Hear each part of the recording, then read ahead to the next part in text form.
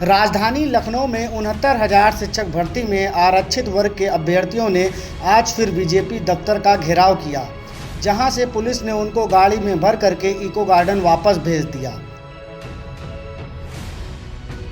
आरक्षित वर्ग के अभ्यर्थियों ने योगी सरकार से न्याय की गुहार लगाई है। लखनऊ के इको गार्डन में पिछले 68 दिनों से शिक्षक भर्ती में आरक्षण घोटाले में न्याय की मांग को लेकर धरना प्रदर्शन कर रहे हैं। कई बार शिक्षा मंत्री सतीश द्विवेदी से गुहार लगा चुके हैं, परंतु उन्होंने कोई कार्रवाई नहीं की है। मुख्यमंत्री योगी आदित्यनाथ ने अपर मुख्य सचिव को जल्द से जल्द मामले के निस्तारण का आदेश दिया था। राष्ट्रीय पिछड़ा वर्ग आयोग की रिपोर्ट लागू करते हुए अभ्यर्थी नियुक्ति की मांग कर रहे थे। अपर सचिव ने 7 दिन में मामले के निस्तारण का आश्वासन दिया था, लेकिन करीब 3 हफ्ते बीत जाने के बाद कोई कार्रवाई न होने पर आज अभ्यर्थियों ने बीजेपी दफ्तर का फिर से घेराव किया था।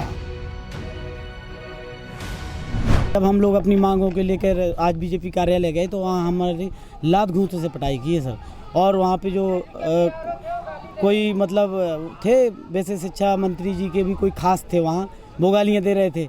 और कोई राघवेंद्र मिश्रा जी हैं जो सीओ है वहाँ, वो तो इस प्रकार से मार रहे थे, मेरी तो गर्दन में मारा ऐसा। और 2-3 लड़कों को 2 साथी बता रहे हैं कि पेट में इस प्रकार से ऐसा कर देते थे कुछ। मतलब बताओ, उनको भी हाथ उठाना पड़ रहा है। कांस्टेबल क्या कम पड़ गए थे क्या आपके? जो एक अधिकारी हम लोगों को मार रहा, लात घूंसे से पिटाई कर रहा, और हमें एक ही गाड़ी में भर दिया सभी को। बीच में रास्ते में 2 लोग बेहोश भी हो गए थे, मुझे भी चक्कर आ रहे थे। परसों मेरी वैक्सीन लगी है। अब मुझे मतलब कहने में बड़ी वो होगा कि अभी तक मैंने आज तक ऐसा तंत्र नहीं देखा। कानून व्यवस्था में जो एक अफसर का लेवल इतना गिर गया, सीओ एक पीसीएस अधिकारी जो एक अभ्यर्थियों को मार रहा है, खुद मार रहा है। जब सरकार चली जाएगी, क्या मुख्यमंत्री भी गली चलते लोगों को मारेगा? ऐसा ही होगा क्या? मंत्री हार जाएगा एटवा विधानसभा से, विधायक भी नहीं बन पाएगा इस बार, क्या वो गली चलते लोगों को गलत आवाज़ उठाने वालों को वो भी मारेगा क्या? बताइए, आज अफसरों का ये लेवल है तो विधायकों के, सांसद, मंत्रियों क्या लेवल होगा? इतना मारा है वहाँ पे, इतनी बर्बरता हम लोगों के साथ की गई है।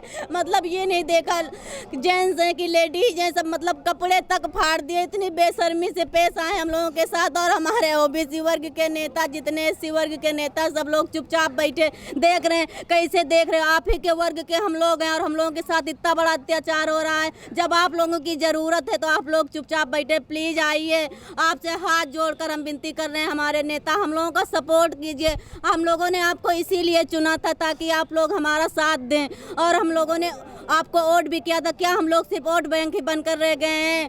प्लीज़ हम लोगों का सपोर्ट कीजिए। हम लोगों के साथ बहुत अत्याचार हो रहा है। मैं ये कहना चाहते हैं कि राष्ट्रीय पिछड़ा वर्ग आयोग की जो रिपोर्ट आई है, ये एक संवैधानिक संस्था है जिसको खुद माननीय नरेंद्र मोदी जी, प्रधानमंत्री जी ने ही संवैधानिक दर्जा दिलाया है। तो या तो भाजपा संवैधानिक संस्थाओं की इज्जत नहीं करता, उनकी बात नहीं मानता, या तो अगर संवैधानिक संस्थाएं कोई बात कह रही हैं तो उसको लागू करना चाहिए। जब आदरणीय योगी आदित्यनाथ जी कह चुके हैं कि हम मुख्य सचिव के पास आपका मुद्दा भेज रहे हैं, वो 7 दिन में मुद्दे का निस्तारण करेंगे, तो हम सिर्फ इतना जानना चाहते हैं कि अभी तक 30 दिन हो चुके हैं, हमारे मुद्दे का निस्तारण क्यों नहीं हुआ? सिर्फ हमें इस बात का जवाब चाहिए। अगर आरक्षण नहीं देना है तो भाजपा सरकार, योगी जी माननीय संविधान संशोधन करके आरक्षण को खत्म कर दें। हम आगे से आरक्षण की मांग नहीं करेंगे, लेकिन अगर आरक्षण संविधान में प्रदत्त है तो हमें चाहिए, हमें हमारा अधिकार 27% और 21% एससी भाइयों का अधिकार चाहिए।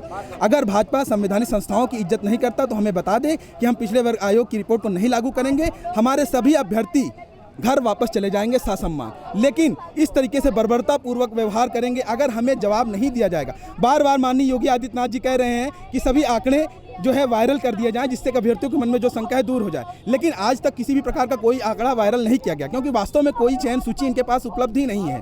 15,000 ओबीसी एससी भाइयों का सीटें खाने के बाद अगर माननीय शिक्षा मंत्री जी ये कहते हैं कि हमने ओबीसी को 18,000 से ज़्यादा सीटें दी हैं, तो मान्यवर मैं बताना चाहूँगा कि 50% सीटें तो अनरिजर्व होती हैं, जिस पर किसी भी वर्ग का कोई भी अभ्यर्थी जा सकता है, और 27% आरक्षण हमारे ओबीसी समाज का होता है। तो इस प्रकार हम 77% सीटों तक जो है अपना हक ले सकते हैं। तो हमें गलत आंकड़ों में ना उलझाएं माननीय जी, हम पढ़े लिखे हैं, हम योग्य हैं। हमें सिर्फ इतना बता दीजिए कि आप आयोग की रिपोर्ट को लागू करेंगे या नहीं लागू करेंगे। अगर आप आयोग की रिपोर्ट नहीं लागू करना चाहते तो हमें बता दीजिए कि हम पिछड़ों और दलितों को उनका अधिकार नहीं देंगे, हम सम्मान घर चले जाएंगे। लेकिन आप सदन में जवाब दीजिए। सदन में समाजवादी पार्टी ने वॉकआउट किया, बसपा के जो है विधायक ने मुद्दा उठाया, राज्यसभा में, विधानसभा में, लोकसभा तक मुद्दे उठे, अमित शाह जी तक ये बातें गई कि 69,000 मुद्दे को जो है जल्दी से निस्तारित किया जाए। अभी जन आशीर्वाद यात्रा में अनुप्रिया पटेल जी ने भी इस मुद्दे को उठाया था कि आपके मुद्दे का निस्तारण हो रहा है। हम सिर्फ ये जानना चाहते हैं कि मुद्दे का निस्तारण कब होगा, जब योग्य अभ्यर्थी सड़कों पर मर जाएंगे भूखे प्यासे।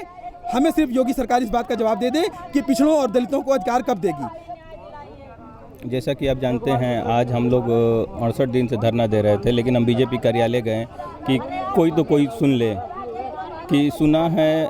आपके चैनल के माध्यम से हम बता देना चाहिए कि सुना है इश्क में जीत के आने के लिए काफ़ी हूँ, मैं अकेला निहत्था ही जमाने के लिए काफ़ी हूँ, मेरे हर हकीकत को ख्वाब समझने वालों, मैं तुम्हारी नींद उड़ाने के लिए काफ़ी हूँ, कि एक अखबार हूँ, मेरी औकात ही क्या है, लेकिन इस लखनऊ शहर में आग लगाने के लिए काफ़ी हूँ।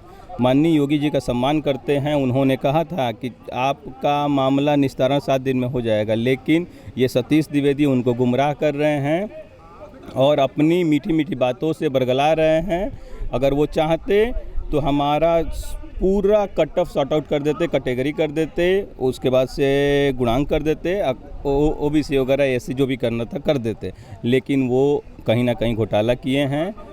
उनको ये मलाल है कि हमने ये किया है, हमारी कुर्सी जा सकती है, हमारा वोट बैंक जा सकता है, इसके वजह से वो हमारे योगी सरकार को गुमराह कर रहे हैं। लेकिन हाँ, कितना भी प्रताड़ित कर ले, हम टूटने वाले नहीं हैं। आगे हमारा धरना अनवरत चलेगा, हम आगे और तांडव करेंगे अगर हमारी मांगों को पूरा ना किया जाए तो। हम आपके चैनल के माध्यम से ही बताना चाहते हैं। आपके चैनल को पहले से तो मैं धन्यवाद व्यक्त करूंगा, क्योंकि आप हमारी बातें प्रमुखता से, जब से हम फर्स्ट डे से स्टार्ट किए हैं और आप प्रमुखता से बातें उठाते रहे हैं, उसके लिए बहुत बहुत धन्यवाद।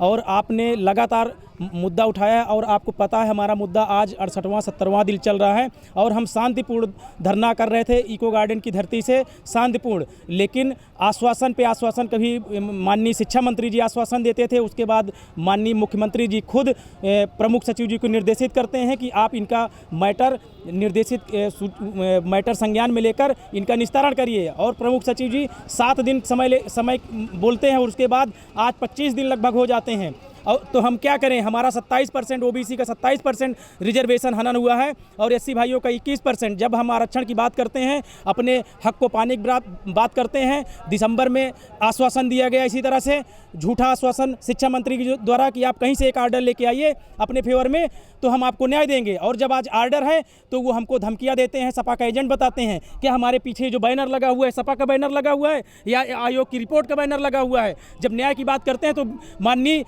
सदन में बैठकर मुख्यमंत्री जी को भी गुमराह करते हैं, क्योंकि उनको अपनी कुर्सी छिन जाने का डर है और आपको अपनी कुर्सी छिन जाने का डर है, लेकिन हमारी नियुक्ति छिन गई है, उसका आपको अफसोस नहीं है कि आप हमारी नियुक्ति दे दो।